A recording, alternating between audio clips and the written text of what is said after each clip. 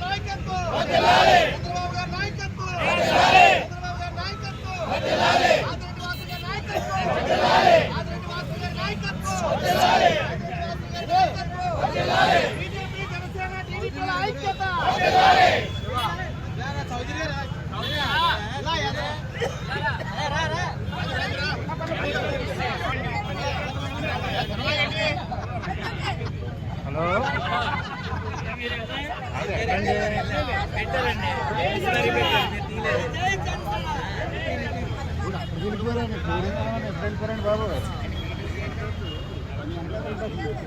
రామకృష్ణ మఠం దగ్గర